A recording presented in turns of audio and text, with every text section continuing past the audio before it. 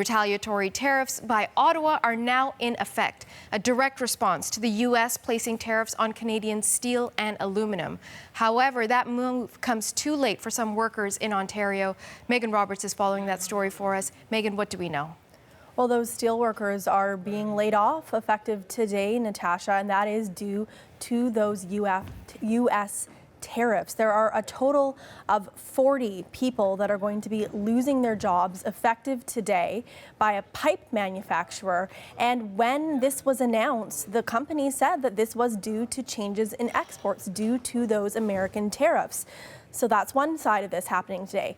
The other side is that the counter tariffs, the Canadian counter tariffs, are also taking effect. $16.6 billion worth. We know there's a 25% tariff on steel, on U.S. steel, 10% on aluminum, and also 10% on some consumer goods. So what kind of goods are we talking about here? There's a huge long list of consumer goods, including pizza, including chocolate, and including bourbon and whiskey. If it seems a little bit random, there's quite a lot on that list of consumer goods. It's not. The reason that they're targeting these specific products is to exert maximum political pressure on the Trump administration. So let's go through those examples I gave again, and I'll explain why. So bourbon and whiskey very famously comes from Kentucky. Somebody who also comes from Kentucky is Republican Senate Majority Leader Mitch McConnell. So his state will be hit hard by this. Pizza. Frozen pizza, a lot of it is made in Wisconsin, and Paul Ryan also comes from Wisconsin. He's a senior Republican. And finally, of course, chocolate is famously made by Hershey, produced in Pennsylvania, and Pennsylvania was an incredibly important state, key to Trump's victory in the election. So these are the kind of examples of why these products are being targeted. Now, in addition to the tariffs, there's also $2 billion in aid set aside for Canadian industries affected by these tariffs. And we also know that as part of his Canada Day plans, Prime Minister Justin Trudeau is visiting manufacturers affected by these tariffs in Leamington, Ontario, and in Regina, Saskatchewan. Natasha. So what happens next, Megan? What can Canadians expect moving forward? Well, there could be a rise in prices on some of these products because as they cross the border and the tariffs are applied, that could be passed on to the consumers. So some people are now considering what kind of changes they may or may not make. Here's what people had to say. I try and shop local whenever I can, so it wouldn't necessarily affect me as far as I understand. I just purchased 4 bottles of American wine that I'm feeling really guilty about, but it's delicious and I probably won't do that again. It doesn't matter for me. Like, if we can buy Canadian, if the American will be higher in the prices. I'd like to keep a tight budget. And food here is already expensive, plus like our taxes. So how much is it going to go up? So we'll have to wait to see how prices may be affected by all of this. But there is one other trade threat that's looming over the country, and that is Donald Trump's trade threat for vehicles, a 25% tariff on vehicles. There's been no formal action taken yet, but about 80% of cars made in Canada are exported, many of them across to the U.S. And so certainly it's something that's on a lot of people's minds as these counter tariffs come into effect. Natasha. Okay, thank you, Megan.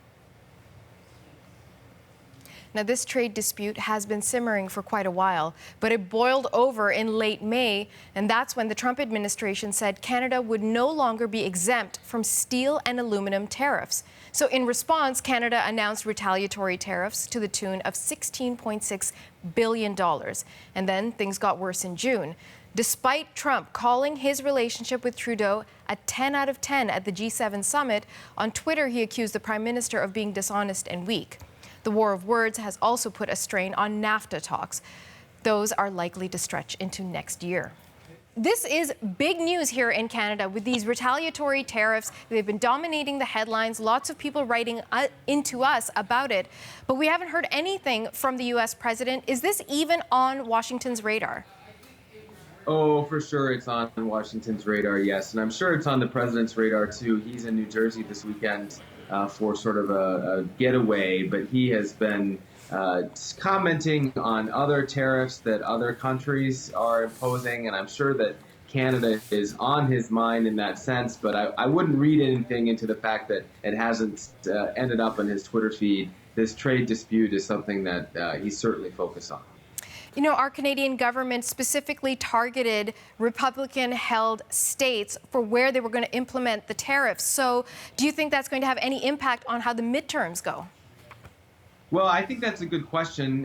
Canada isn't the only one to target specific swing states in the U.S. that had supported President Trump in the 2016 election, and where there might be some sort of sway affecting Republican congresswomen and men and perhaps senators in the midterm election. So I think it's very strategic and quite clever on behalf of Canada and some of the other countries who have done the same thing. Whether or not it actually has an impact, though, it's too early to say.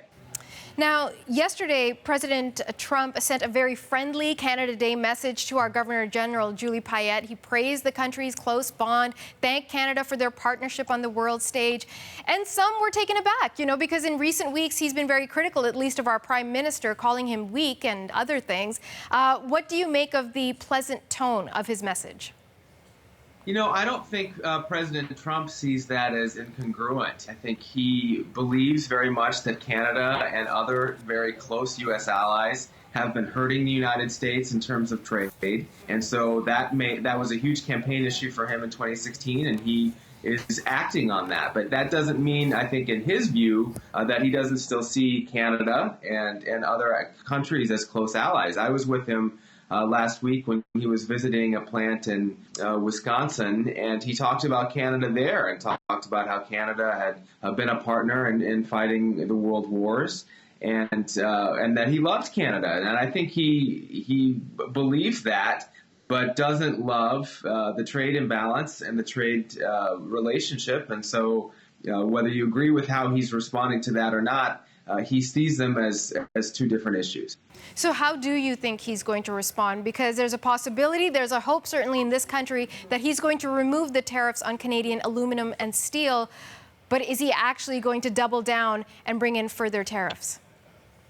Well, I think if you look at how he's responded to other countries, China comes to mind, who have put in retaliatory tariffs. There's no real suggestion that he would back down. I think that if he does decide to remove the tariffs, it would be because of a broader agreement. And of course, the United States is working on an agreement with Canada and Mexico on NAFTA. The president has also said that there's a possibility of having individual agreements with Canada and with Mexico on trade. So I think we have to kind of wait and see how those talks go, and they haven't been going very well, and see if that affects the tariffs. But I don't think, based on how President Trump has responded so far, that retaliatory tariffs from Canada or from any other nation would push him in the direction of backing down. The fact of the matter remains that this is not where anybody wants to be, both in Canada and the United States. It will have a very detrimental impact on the economies of both countries at a pivotal time. It will hit us harder and sooner than it has in the United States. Their economy is going in the other direction. And I suspect it's not so much now about how we handle these things or to do a retrospective. It's more so, what do we do in the coming days? Some of the things that we could do are what we should have been doing for some years now, and that is to diversify our economy, capitalize on the comprehensive economic trade agreement that we currently have with the European Union. Trade agreements with other countries also give us tariff-free access. Europe is in the same proverbial boat, so to speak, and so there may very well be an openness to do more trade with Canada on more products. It's a full court press is the short answer. We have to continue to engage with the Americans, but at the same time, look to other markets and ways in which we can buttress the Canadian economy.